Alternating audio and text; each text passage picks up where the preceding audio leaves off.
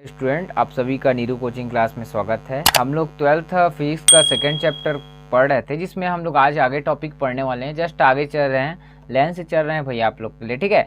देखो, सबसे आज मोस्ट इंपॉर्टेंट टॉपिक बोल सकते हैं एक तरह से, बिंदु आवेश के कारण किसी बिंदु पर विभव। ध्यान रखना मेरे प्यारे साथियों, बिंदु आवेश के कारण किसी बिंदु पर विभव, ये अपना आज का टॉपिक है, ठीक है। सबको दिख रहा है। इसमें सबसे पहले आपको थ्योरी याद तो नहीं करना है, समझना बस है भाई, ठीक है। डायग्राम के माध्यम से समझते जाना, मैं समझाऊंगा, ठीक है। देखो, मान लो किसी बिंदु O पर प्लस क्यू आवेश रखा है, तो देखो ये बिंदु O हुआ, ठीक है। तो हम लोग डायग्राम और आपके लिए एक और अच्छे से बनाते हैं, इधर रफ कार्य, ठीक है, आपको समझते हुए बनवाना है, ठीक है भाई। तो देखो, मान लो किसी बिंदु O पर प्लस क्यू आवेश है, तो मान के चलो ये बिंदु क्या है, वो है। यहाँ पास कौन सा आवेश है बोला जा रहा है, प्लस क्यू आवेश है, ठीक है। इससे r दूरी पर, अब मान के चलो यहाँ r दूरी पर एक बिंदु क्या है बोला गया है, P है। r दूरी पर एक बिंदु क्या है, P है, जिस पर वैद्युत विभव की क्या करना है, गणना करना है, ठीक है। अब उसके बाद आप लोग का पैराग्राफ चेंज किया हूँ, यहाँ पास देखो, ठीक। मान लो बिंदु O से x दूरी पर, अब बिंदु O माना जा रहा है, अब बिंदु O से ध्यान रखना कितना दूरी पर, x दूरी पर, तो मान के चलो x दूरी पर, ठीक है। x दूरी पर एक बिंदु क्या है बोला गया है, A है। क्या है भाई, A है, ठीक है। तो और परीक्षण आवेश क्या स्थित है बोला, Q0 आवेश स्थित है। यहाँ पर दिख रहा है भाई, Q0 स्थित है, और कूलाम से नियम से Q0 आवेश पर लगने वाला बल, मतलब इस आवेश पर लगने वाला बल निकालना है, और किसकी सहायता से, कूलाम के नियम की सहायता से। तो देखो, आपका ये आपको बनाना है भाई, ठीक है, लेकिन ये मैं समझाने के लिए लिखा हूँ। क्या लिखा हूँ, मान लो बिंदु O पर प्लस क्यू आवेश स्थित है, ठीक, या रखा है। इससे r दूरी पर एक बिंदु P है, जिस पर वैद्युत विभव की गणना करनी है, ठीक। अब पैराग्राफ चेंज करके लिखे हो, मान लो बिंदु O से x दूरी पर बिंदु A है, और जहां परीक्षण आवेश Q0 स्थित है, और Q0 आवेश पर लगने वाला बल, और किसकी सहायता से, कूलाम के नियम की सहायता से। तो सब लोग कूलाम का नियम जानते हो भाई, क्या नियम होता है, सब कौन बताएगा भाई, सर मैं बता देता हूँ। F बराबर होता है 1/, ठीक है, 4πε0, और क्या लिख सकते हो, K लिख सकते हो। क्यों, एक माध्यम है तो हम लोग भी लगा लेते हैं माध्यम। और दो आवेश कौन कौन से, एक Q है और एक Q0, तो यहाँ पास Q1 Q2 होता था, लेकिन अभी क्या लिखेंगे, Q और Q0 बटे क्या होगा भाई आपका। ध्यान रखना, यहाँ से कहाँ से, जहाँ आवेश स्थित है और जहाँ ले जा रहा है वहां तक का दूरी देखना है भाई अपने को, तो आपका क्या आएगा, x² आएगा। r लोगे तो गलत है भाई, ये बिंदु P तक का बस दूरी है अपने, जहां से आपका परीक्षण आवेश है, ठीक। जैसे A पर कौन सा आवेश है, Q0, और आपका यहाँ पास क्या है, Q है, तो यहाँ तक लगने वाला जो बल है, ठीक है, मतलब आपका O से A तक जो दूरी होगा उसको लेंगे, ना कि R को, ठीक है। तो यहाँ तक का दूरी क्या है, x। यहाँ तक किसी डाउट, इसको मैं मान लेता हूँ समीकरण 1। यहाँ आप लिख सकते हो, जहाँ K1, जहाँ K1 क्या लिखते हो भाई, K क्या बोलते हैं बताओ, कौन बताएगा। जहाँ K1 माध्यम का परावैद्युतांक है, क्या लिख सकते हो, माध्यम का परावैद्युतांक है। यहाँ तक किसी डाउट भाई। अब देखो आगे ध्यान रखना, थोड़ा सा बढ़ते हैं, इसमें क्या लिखा गया है। अब थोड़ा सा यहाँ पास थोड़ा और मोड़ आएगा, नया मोड़ आएगा, मैं लिख देता हूँ पहले।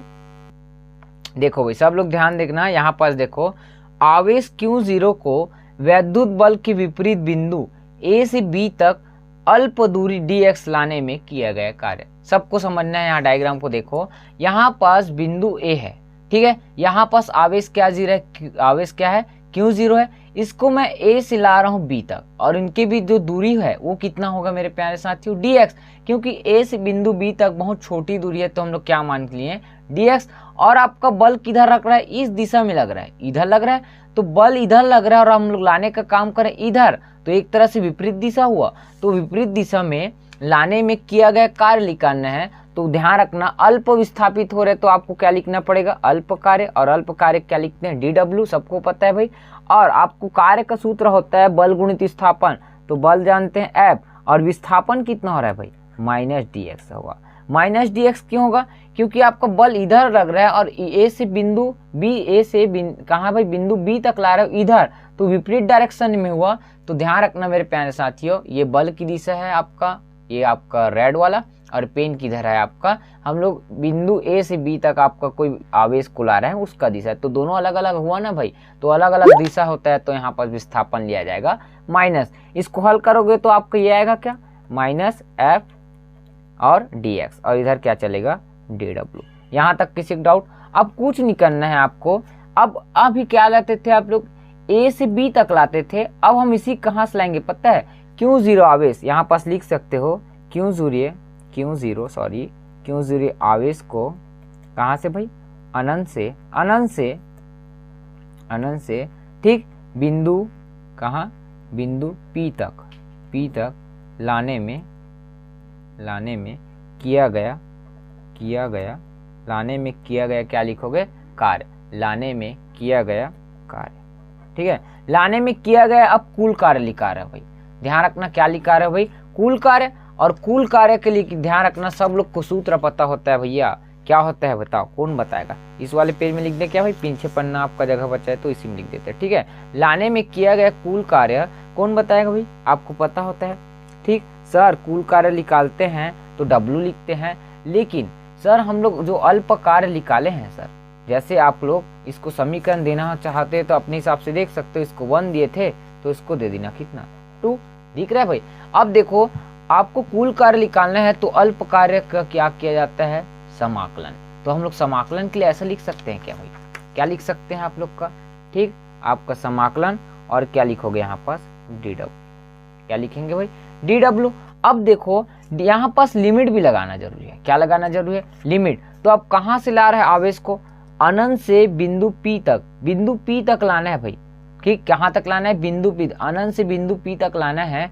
तो उसके लिए ध्यान रखना, लिमिट ध्यान रखना, दूरी आर कहलाएगा, और कहाँ से लाएंगे, अनंत से आपका आर तक, तो इसको हम लोग ऐसे लिखते हैं भाई, ठीक है। आप सबको पता होगा लिमिट लगाने का तरीका, ठीक। आपका अनंत से कहाँ ला रहे हैं, आर तक, तो यहाँ लिखूंगा मैं आर, और कहाँ यहाँ अनंत से ला रहे हो ना, तो अनंत से लिखोगे ये आपका इनफाइनाइट को अच्छे से बनाना है, थोड़ा सा मेरे से गलत हो गया, इनफाइनाइट से क्या लिखोगे, इधर आपका आर लिखोगे, ठीक है, आर लिखेंगे।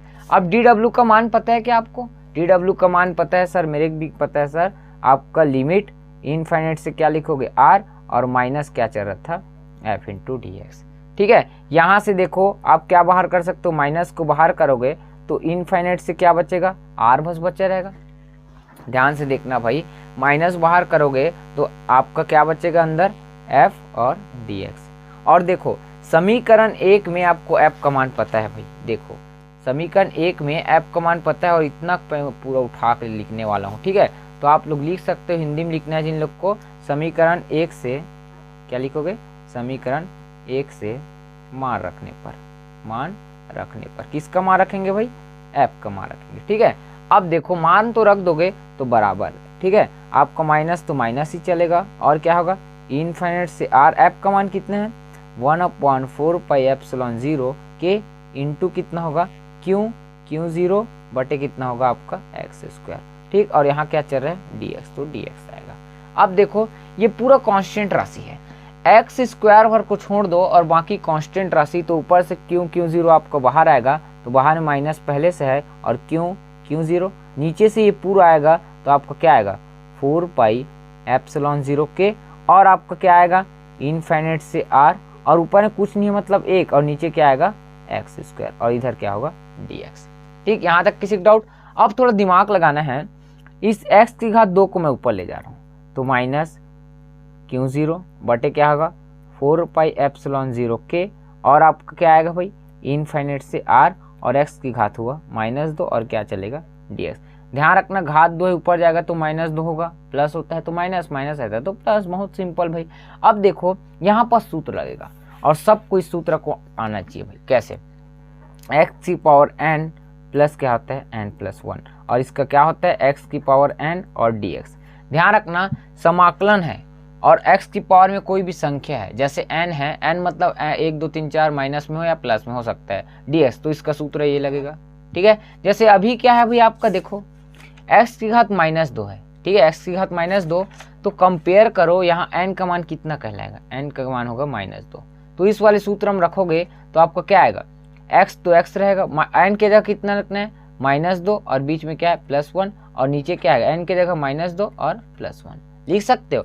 अब इसको हल करो, x तो x रहेगा, -2 + 1, ठीक है, क्या आएगा, -2 + 1 भाई, -2 + 1 -1, और नीचे होगा -1, ठीक है। तो आप लोग को डायरेक्ट मैं यही लिखूंगा भाई, और यहाँ पास चूकी करके लिख लेना, ठीक, समाकलन x की पावर n, और इधर क्या आएगा x की पावर n+1 और नीचे आएगा n+1।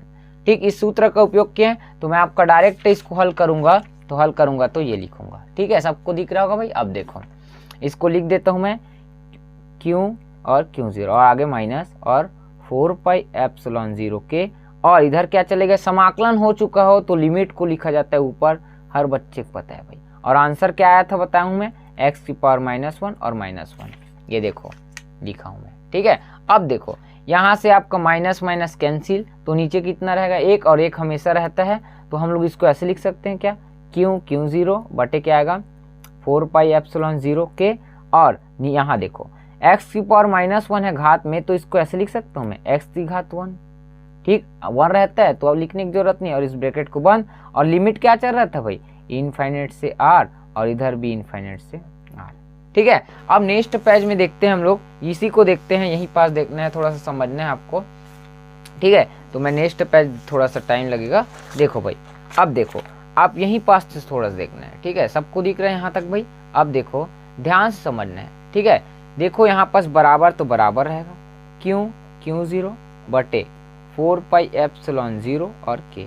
अब ब्रैकेट स्टार्ट, x है कि घात में 1 है, इसको लिखने की जरूरत नहीं है, लेकिन सबसे पहले लिमिट r को x की जगह रखा जाएगा, मतलब 1 कितना होगा r, और दूसरा लिमिट रखा जाता है तो बीच में लगाया जाता है माइनस, तो दूसरा लिमिट क्या है, इनफाइनाइट, तो x की जगह क्या लिखूंगा 1/इनफाइनाइट। ठीक है, और चूंकि आप लिख लेना 1/इनफाइनाइट बराबर होता है 0, तो इस वाले मान का क्या हो जाएगा, इसका मान पूरा 0। तो आपका पास क्या बच सकता है, q0 और कितना होगा भाई 4πε0 के, और इस वाले मान कितना बचेगा भाई, इस ब्रैकेट में 1/r बस बचेगा, तो मैं क्या लिखूंगा 1/r, इसका मान पूरा 0। और इसको आप जमा के लिख सकते हो क्या, 1/4πε0 और k इंटू q0 बटे कितना होगा r होगा। क्या होगा भाई r, यहाँ तक किसी को डाउट भाई। और इधर क्या चल रहा है आपको पता है नहीं भाई, w चल रहा है। ठीक, इसको आप चाहो समीकरण कितना मान सकते हो 3। अब देखो सबको एक सूत्र पता है।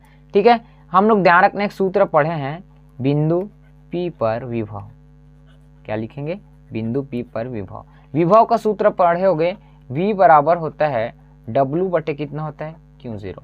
w का मान पता है भाई, मैं लिख देता हूँ, v बराबर w का मान कितना है 1/4πε0 के इंटू q0, और ध्यान रखना नीचे क्या है r, और सबसे बटे में आएगा आपका q0। ये सूत्र के मुताबिक q0 कैंसिल, तो आपका v का मान कितना हुआ 1/4πε0 के इंटू, ठीक है, क्या बचेगा यहाँ पास q, और नीचे यहाँ पास क्या बचेगा r। ठीक है, अब आप ध्यान रखना k लिख सकते हो, k बराबर 1, किस में लिखोगे, वायु या क्या लिखोगे निर्वात, वायु या निर्वात में k बराबर कितना रख दोगे 1, तो इसमें k का मान कितना हो जाएगा 1, तो आपका आंसर आएगा v बराबर, ठीक है, कितना आएगा भाई 1/4πε0 और नीचे आएगा q बटे r। और यही ध्यान रखना मेरे प्यारे साथियों, क्या कहलाएगा भाई आपका बिंदु आवेश के कारण किसी बिंदु पर विभव के लिए व्यंजक है। ठीक है, सबको दिख रहा है भाई कैसे आया है। ठीक, और ध्यान रखना मेरे प्यारे साथियों, आपको वीडियो अच्छा लगा होगा तो लाइक जरूर करना यार, ठीक, सब्सक्राइब करना और अपने दोस्तों को शेयर करना। ठीक है, और कमेंट करके बताना कि आपको वीडियो कैसा लगा। और नीरू कोचिंग क्लास से आप क्या डाउनलोड करना है भाई, ठीक, क्या ऐड करना है, नीरू कोचिंग क्लास आपको प्ले स्टोर में जाना है और लिखना है, और आपको ऐप को डाउनलोड करना है भाई। ठीक है, बस इतना करो अपने सर के लिए, आपको फ्री में हर चीज़ दिया जा रहा है। ठीक है, और मिलते हैं नेक्स्ट वीडियो में। जय हिंद, जय भारत, जय छत्तीसगढ़।